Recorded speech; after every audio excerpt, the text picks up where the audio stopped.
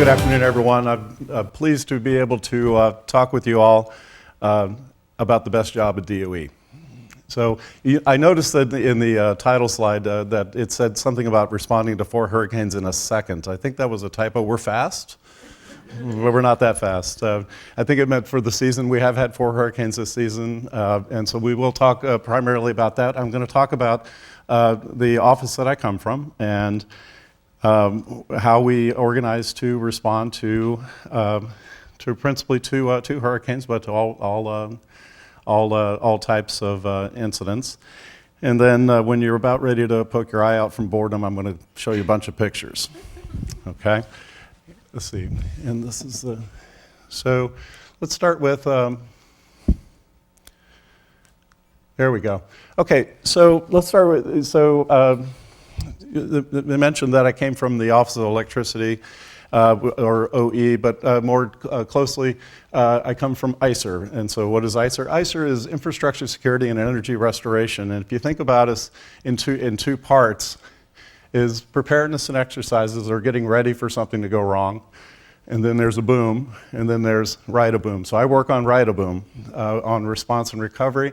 And so within the office, we have 2 main functions, which is us as the sector-specific agency under the DHS National Infrastructure Protection Plan, being the SSA for energy, working preparedness activities and critical infrastructure security and resilience.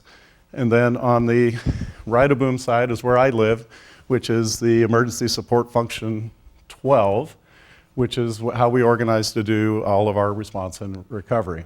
So what is ESF 12? ESF 12 is part of the FEMA's National Response Framework. This is a plan of how we're going to organize to respond to disasters and emergencies. It's built on the National Incident Management System, but it allows for a lot of scalable, flexible, adaptable coordination structures. So when you think about the boom that we had there on the previous slide, so yeah, we're a little hurricane focused. We use the hurricane season, which runs from June through November. So we're not done yet. I hope we're done, but we're not done yet. And we use that to drive our recruiting strategy, and I am recruiting today. So our recruiting strategy, our retention strategies, our training strategies, and how we prepare for that upcoming season. But we also do cyber incident response. Last year, when the Colonial Pipeline had the leak, we responded to that. But we took the same organization that we use to respond to a hurricane, and we scaled it either down or made it bigger or whatnot. And in the case of this season, we made we were really big.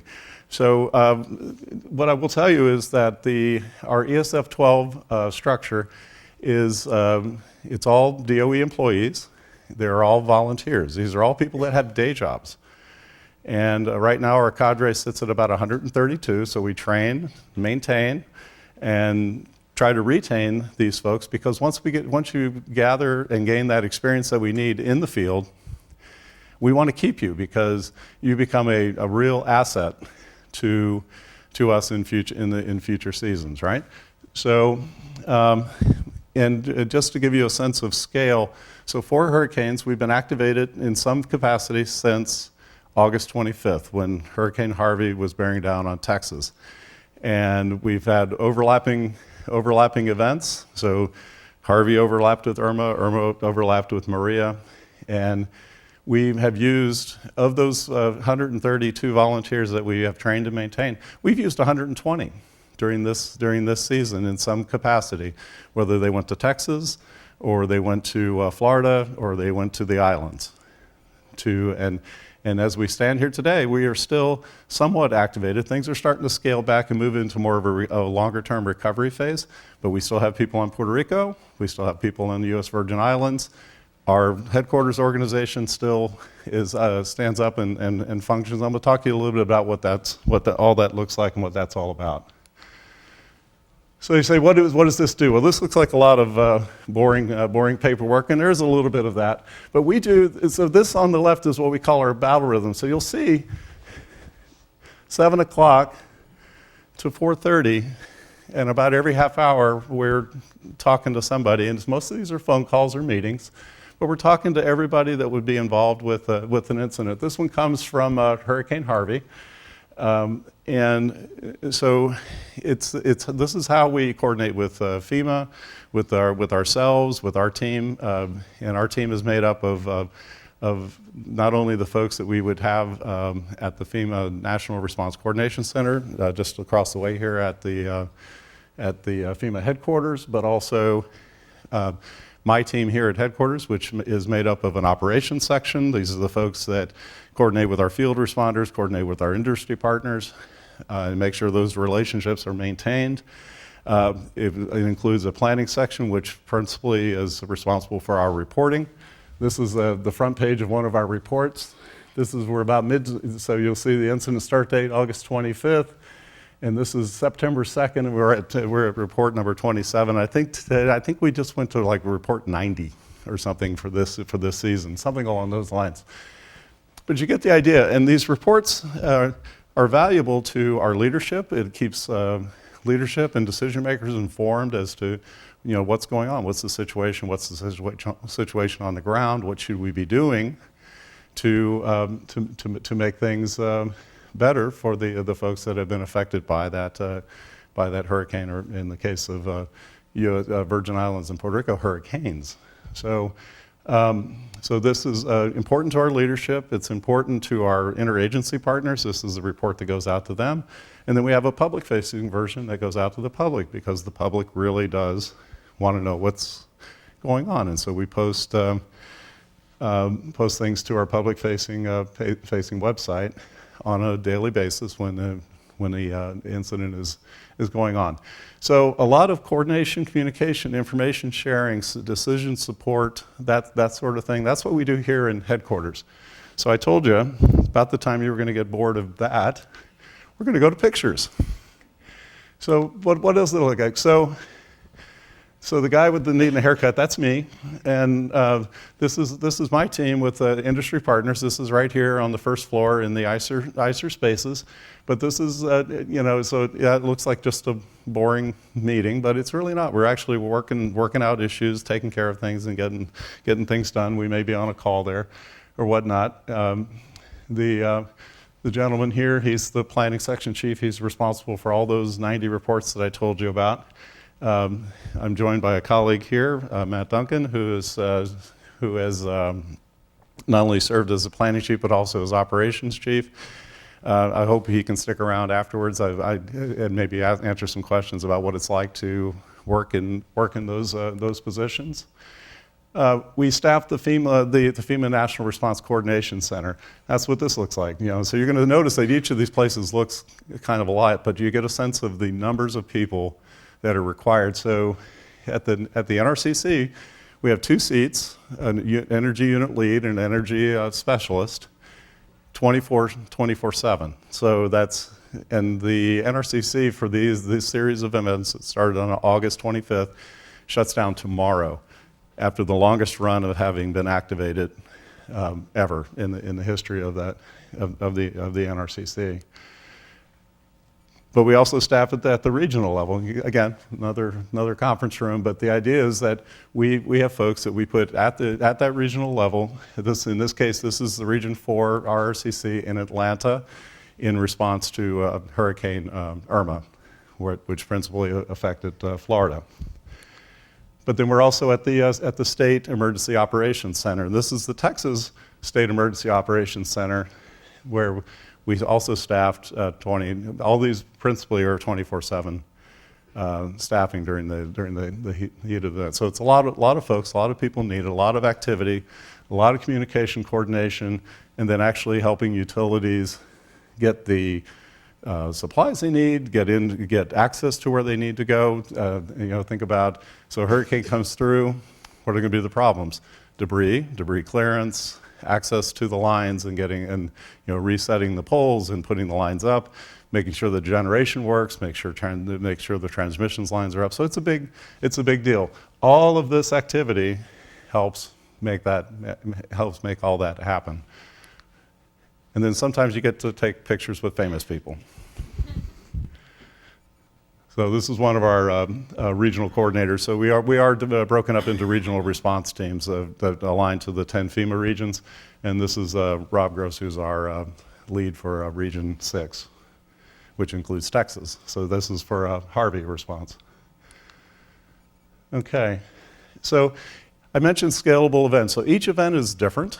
And so the actions that you take, it's not, you can do a lot of things. You can have process and procedures and organizational structures and whatnot, but these things need to be adapted to each event. So this is a depiction of a product that we produce for Hurricane Harvey. This is the flooding map for the Houston area with the overlays. So the red dots, which probably looks like you, those are the power plants, and then the black dots are the substations. And as you can see that a lot of the water is where a lot of the electric is, and water and power typically don't mix too well, right?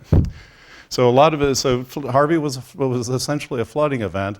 A lot of this infrastructure really wasn't damaged, so it became an issue of power being able to come back up, meaning generation, transmission, but the distribution to the homes that had been flooded becomes the issue. So how do you get all those homes inspected, those businesses inspected, so they're able to accept the power that's available? So a little bit different situation. Just a couple of Florida, more Florida. So these give you an idea of, so you might get the power able to go up, but these houses can't accept power. So to give you a sense of that issue. The flooding. Let's look a little bit at Puerto Rico and the U.S. Virgin Islands. So I pulled a couple of pictures to give you a sense of things. So what you're going to see in this series of pictures is the amount of debris, the road blockages, the inability to access the poles, cement poles that are snapped in two, substations that are completely flooded. And so when we first went into Puerto Rico, and we've had folks there since before Irma. For island response in particular, we tend to put folks on island before the storm because otherwise you're not going to get in. Why? Ports are closed, airports are closed, and so we put folks there actually in harm's way because they sit and ride out the storm to get there. A little bit different stateside. We tend to, for a mainland response, the RRCC that I showed you is typically not in the affected area. The EOC is also not in the affected area. So, but what I want to show you is for our responders that have gone to the island, they're in the affected area. They become part of the not part of the problem, but part of the folks that are somewhat victims. So they're living in the area without the power, but they're there to help restore. So just give you a few pictures of what it looks like. These are actually fairly recent pictures taken by our responders in Puerto Rico and U.S. Virgin Islands. But you can see how the roads are blocked, the lines are down, and some of those lines are live. So there's a huge safety hazard as well. This is St. Thomas. More of St. Thomas. That's a concrete pole. Take a look at our responders a little bit. So here's a couple of guys that we sent to Puerto Rico. The guy on this side here is Kevin Carmen. He's from Bonneville Power. So he's an electrician from Bonneville Power. The guy on the right is someone we recruited last year, and we trained him essentially to be a communicator and a coordinator type person. He deployed initially to Texas for the first time for Harvey, and here he is in Atlanta at Dobson's Air Force Base, waiting for a military airlift to go to Puerto Rico. And he's from Savannah Riverside. So these two guys have never met, and then they're about to spend probably about 45 days very close together. Right? Here they are. This is on the military airlift going over there. You can see the FEMA truck in the thing, and this is Moises, the gentleman here. That's him right there. We sent them to Atlanta pretty much as Maria was about to hit, and we had them waiting there for some way to get there. So there was a lot of back and forth to the airport, and you have a flight? No, you don't, and that sort of thing. This is the previous shot that I showed you. That's actually about 3 o'clock in the morning when we pulled them out of there. We got notice that they were going to get a ride, and they packed their bags up, loaded up, and went over to the Air Force Base, and here they are waiting. And the gentleman on the right actually lost his luggage on the way, so he made a stop by Walmart to pick out that snappy outfit. All right, so this is the gentleman left was Kevin Carmen from BPA. This is their first day on island. They're in a Black Hawk helicopter doing an aerial survey, looking, basically counting poles and checking the condition of the lines. And there they are with more pictures with famous people, right? And so that brings me to my conclusion. I thank you, and I really appreciate the opportunity to talk with you.